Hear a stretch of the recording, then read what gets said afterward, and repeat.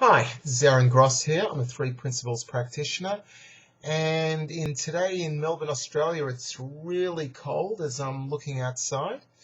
In the good old days before I learned the principles, I'd be really upset. It's cold, it's dreary, it's yucky outside, but I don't see that anymore. Whether it's cold or it's warm, I can always, because I realize it's just my thinking, I don't get so upset as I used to, because I realize that my thinking doesn't have to be subject to what the weather's like or my outside conditions, because that's more of an outside-in approach where my outside circumstances are affecting me. But then again, we all go through our outside-in experiences where we let the outside have an influence over us, but it doesn't have to be the case. Because when we realize that, hey, that's my thinking about what's going on the outside that's influencing my thinking and hence the way I feel, so I don't have to be upset if I don't want to be upset. And that leads me into today's topic, which is I'm okay, or I can be okay, even when it's not okay. And that actually makes the unokay not so unokay, if that sounds a bit funny. It's one of the questions that practitioners sometimes use on their clients when they're getting them to look at a certain situation that they feel is unokay, and sometimes they get asked to reflect, or they get asked the question, can you be okay even though it's not okay? Can you still be okay? Are you still safe? Are you still in your well-being even though so-and-so did something that's not nice to you? Can you still be okay with that? The past is the past. I'm safe now. The roof looks pretty solid to me. It doesn't look like it's caving in, and I'm safe. And therefore, the only reason I may feel unsafe is because of the way I'm thinking about it.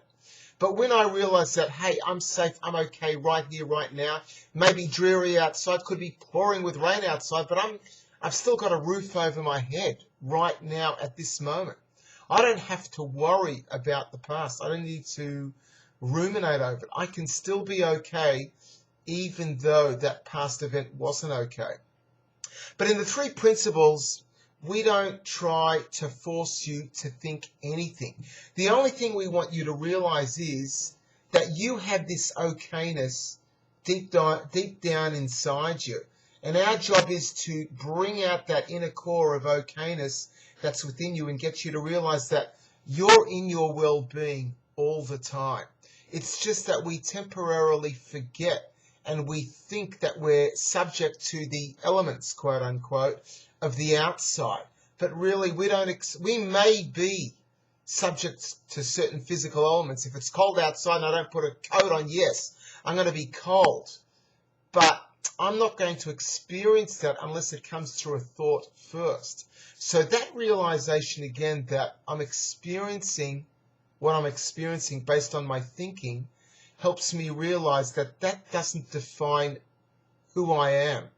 And that's why when I reflect, I'm okay with, even though it's not always okay. But that's not going to happen all the time, as I said. Sometimes I'm going to really be angry and upset. But again, that low of being angry and upset and that low state of mind is temporary, because we're always fluctuating and going up and down all the time. We're not always going to be in this nirvana. But when we realize that, hey, I'm thinking about this, as soon as I catch myself, oh, I'm falling in that trap again. I'm forgetting about the fact that I'm really okay all the time, no matter what, at my inner core. Maybe on the outside, people do suffer. But that at the inner core of the soul of a human being, at the spirit of a human being, as I've said before, that's indestructible. So therefore, ultimately, I believe we can be okay, even though it's not okay at times. Now, that doesn't take away from people who, God forbid, suffer and go through absolute disasters. At that time, yes, it really, really is terrible. And there are some people that are going through some horrific, terrible experiences. And that's not okay under any circumstances. And when they're crying, I'd cry with them. But what I would be trying to shift towards in the longer term is that when we recover from that negative experience, I mean, if it's a physical ailment or whatever, that can be, again, more challenging again. But even then, our thinking will influence the way we perceive that physical ailment. I mean, if somebody's got physical pain, let's say they're aging and they've got bone pain or arthritis or whatever, yes, even though you may have a healthy type of thinking, yes, there is still pain there. But how are you going to handle that pain better? Are you going to handle that pain better when you're thinking, oh, I hate this, I hate my life, I hate everyone around me? Or, hey, I know that I can't stop this pain, but I can at least be aware of how I'm interpreting, how I'm thinking about this pain.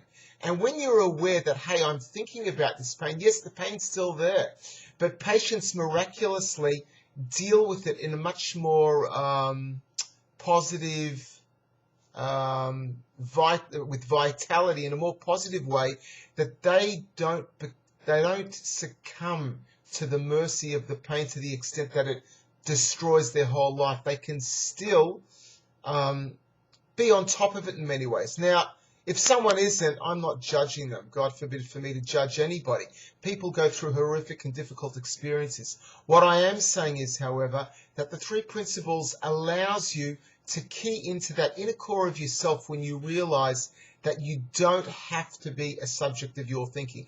No, I can't control my pain, but at least I do have some level of ability to realize that I'm thinking about that pain, and my thoughts on that pain will create my experience of that pain, either a worse experience or a more perhaps workable experience. And that's why it is possible, although I'm not telling you you have to, but you have a choice to allow it to be okay, even though it's not okay. If you found this useful, great, give it a thumbs up. And I'm contactable at 3pp@aarongross.com. That's Aaron Gross with one A, AARONGROSS, aarongross.com. 3pp@aarongross.com. And I'm also contactable on, I've got a US number, that's 347-620-3567. And my Melbourne Australian number is 613-9525-8217. If you do decide to call me, please ring me at Melbourne Australian time. So just Google that. And if you've got any questions, comments, or whatever, you can put that down below. And I'm also contactable on that email address. And I work as a practitioner helping people get more vitality into their life. And by understanding how they operate in this world, they find more happiness. That doesn't come through me. I'm just a facilitator to point at the pristine, innate health that exists within you and every single body. And when you come in touch with that, and that's what I help people do, you get happier and you find more peace within your life. Until next time, bye for now.